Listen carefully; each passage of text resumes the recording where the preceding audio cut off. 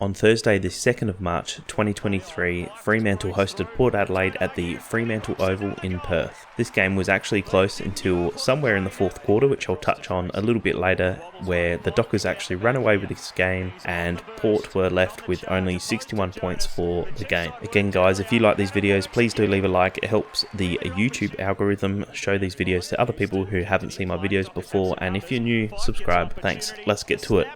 A few things that I like from the Freo players, one being Fife playing as a forward.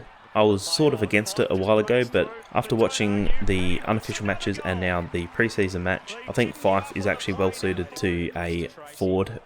Someone whose body can't keep up with him, unfortunately, can't keep up with the game. His ability, his elite foot skills and his big body allows him to play as a forward, which I think this might actually work. He kicked 3 goals in this game and I think he will be a somewhat key forward for Freo going forward, and I think it's a good option.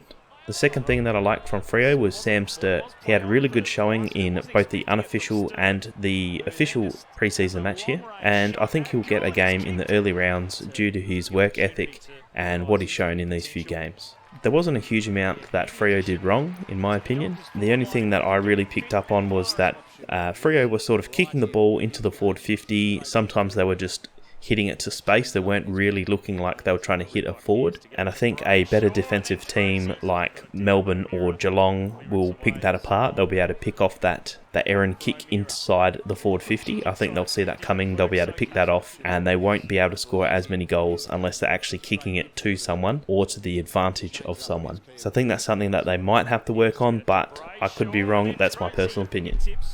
So now Port Adelaide. A few things that I saw which Port did pretty well. Like I said, they kept up with them for most of the game. Sam Powell-Pepper is a really strong player, really strong through the hips. Many people tackle him and he doesn't go down. He keeps his feet and he's able to kick a couple goals. Player that's probably very similar to Dangerfield or Jack Viney, but someone who's probably not as prolific on the field. I think he could be a top tier player or even a small forward or someone who plays centre half forward, because he can play in the mid. He's got very good skills, he's very hard to tackle and can kick goals. I just think at some critical points during the game he does go missing. Another good showing was from Miles Bergman. He played really well. He's a relatively unknown player outside of Port fans, and will this performance get him a round 1 spot in the Port midfield? It might be a little bit hard to say that he'll get a chance, but he might be on the bench coming in when someone needs a rest. A couple things that I saw from Port which I didn't entirely like. At the end of the third quarter, Freo are allowed to run straight through the middle with handballing straight over the top of defenders.